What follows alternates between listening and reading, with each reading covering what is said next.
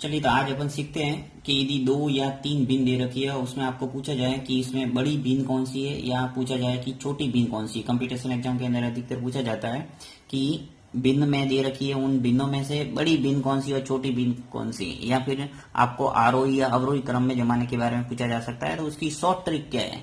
वैसे अपन भाग दे के इजीली ज्ञात कर सकते हैं, परंतु उसके अंदर काफी टाइम वेस्ट होता है। इससे अपन किस ढंग से करें कि अपना कम से कम समय है वो लगे। तो चलिए मैं आपको एक ट्रिक बताता हूँ जिससे इजीली आप बिन को पता कर सकते हैं कि ये बड़ी बीन है और ये छोटी बीन है। तो देखिए यहाँ पे मैंने एग्जांपल लिया है कि 3/4 है और 2/5 है। यहाँ पे मैंने छोटी छोटी संख्या इसलिए ली है ताकि आपको टाइम वेस्ट नहीं हो और साथ ही समझ में आ जाए। फिर आप बड़ी बड़ी संख्या भी ले सकते हैं, उसे कोई फर्क नहीं पड़ता बिन कैसी है।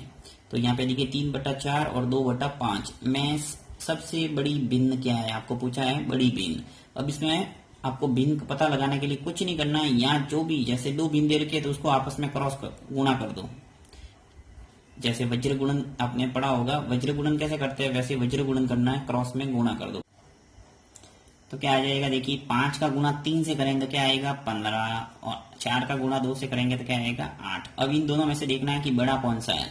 तो 15 बड़ा है, अर्थात ये जो बिन है वो बड़ी हो गई और ये बिन है वो क्या हो गई छोटी।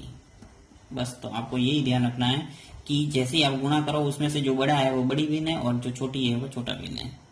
बस इसके अंदर एक बात का थोड़ा सावधानी रखनी पड़ेगी कि देखिए जैसे बिन है एक A/B है बराबर, यानी कि जो भी आपको दे रखी है बिन, सॉरी बराबर नहीं लिखता मैं, A/B और दूसरा लिख रहा है M/N, मान लो ये बिन है दूसरी।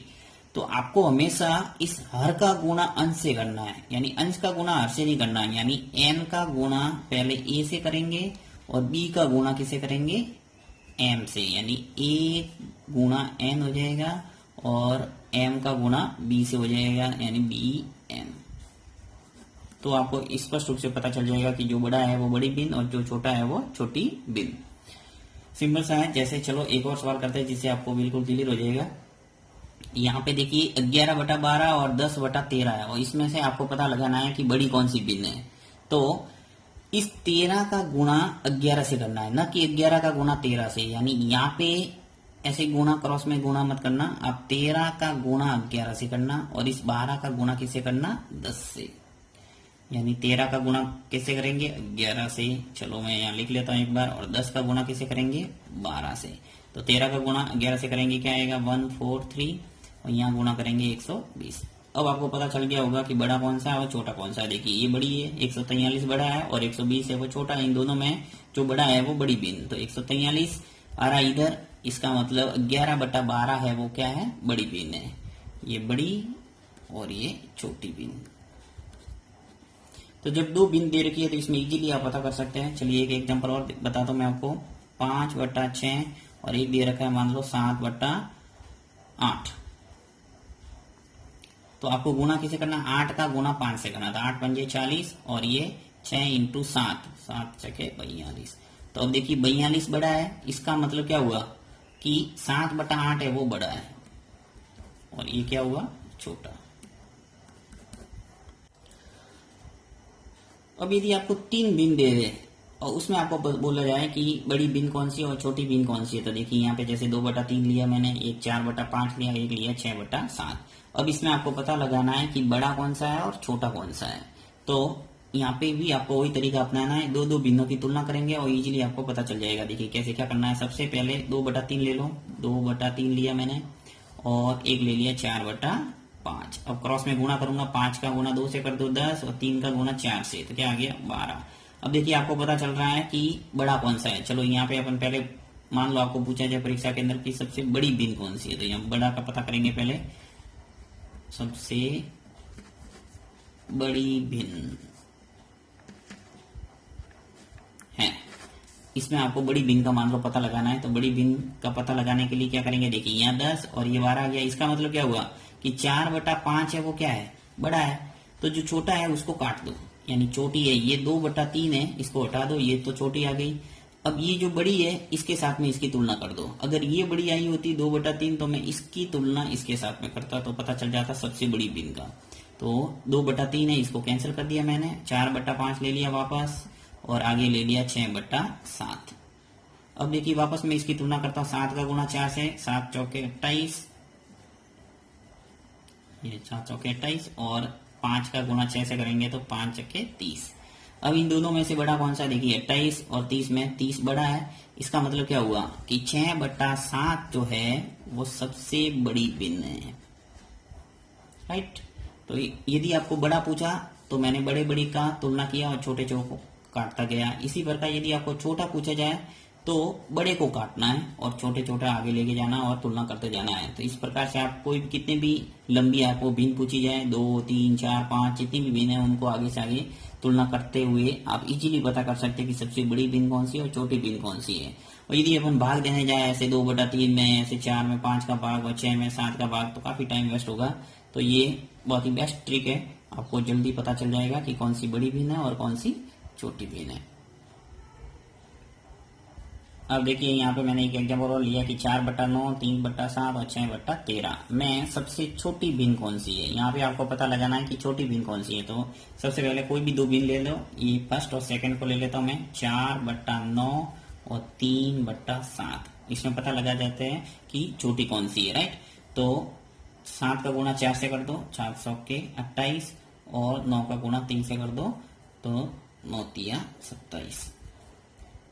तो यहाँ पे स्पष्ट पता चल रहा है कि जो 3/7 है वो छोटी है। देखिए इसके नीचे 27 आ रहा है, तो यहाँ पे जो ऊपर वाली भिन्न है यानी 3/7 ये छोटी हो गई और 28 बड़ा है, इसलिए 4/9 है ये बड़ी हो गई। तो ये बड़ी और ये छोटी। अब चूंकि अपन को क्या पूछा है कि छोटी भिन्न कौन सी है, तो छोटी और इसमें तुलना करेंगे तो पता चल जाएगा कि इन दोनों में से छोटी ये होगी तो उत्तर ये हो जाएगा, ये छोटी रहेगी तो ये आंसर है। तो यहाँ पे बड़ी को अपन कैंसिल कर देते हैं। चलिए अब 3/7 और 6/13 इनको लेके मैं तुलना करता हूँ, पता लगाता हूँ कौन सा बड़ा है और कौन सा छोटा है। तो 13 का गुणा 3 से कर दो तो 13 39, और ये हो जाएगा 7 सके 42। अब देखिए यहाँ पे स्पष्ट पता चल रहा है कि 39 छोटा और 42 है वो बड़ा है, यानी कि इस 3/7 है वही क्या है, सबसे छोटी भिन्न है, यानी ये बड़ी हो गई इन दोनों के अंदर, अर्थात ये सबसे छोटी भिन्न हो गई। इन तीनों के अंदर सबसे छोटी भिन्न आपको पूछा जाए तो क्या हो जाएगी, 3/7, ये आपके आंसर। चलिए तो जैसे यदि 4 भिन्न आ जाए, मतलब 3/5, 6/7, 4/6 और 8/9, यदि इनमें चारों में आपको पूछा जाए कि सबसे बड़ी भिन्न कौन सी है, तो भी आपको ज्ञात करने का वही तरीका अपनाना है। बहुत ही इजीली आप ज्ञात कर सकते हैं। देखिए दो के अंदर तुलना करते जाएंगे और अपन लास्ट में पहुंच जाएंगे कि सबसे बड़ी भिन्न कौन सी है। तो चलिए 3/5 और 6/7 ले लिया। अब इसके अंदर अपन पता लगा देते हैं कि इसमें से बड़ा कौन सा है। तो जो बड़ा होगा उसको आगे लेके जाएंगे और उसको आगे से तुलना करेंगे। तो 7 का गुणा 3 से कर दो, 7 के 21, और 5 का गुणा 6 पंजे 30। अब देखिए इन दोनों में से आपको स्पष्ट नजर आ रहा है कि 30 बड़ा है और 21 छोटा है। तो 30 बड़ा, उसके सापेक्ष भिन्न कौन सी है, 6/7। तो ये छोटी हो गई और ये बड़ी, राइट। अब आपको वापस 6/7 है, ये 6/7, उसको वापस आगे 4/6 के साथ में तुलना कर दो। तो यहाँ पे स्पष्ट अपन देख लेते हैं 4/6।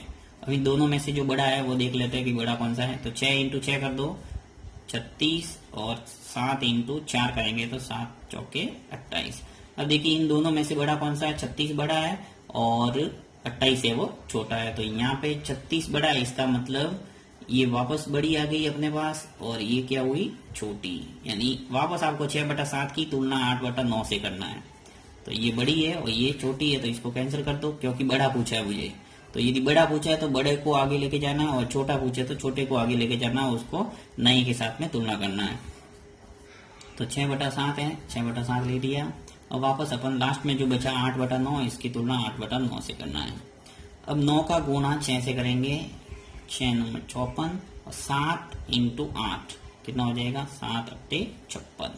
अब इन दोनों में से बड़ा कौन सा है, देखिए स्पष्ट नजर आ रहा है आपको 56 बड़ा है, यानी कि आपकी अंतिम जो बड़ी भिन्न है वो है 8/9। ये आपके आंसर हो गया।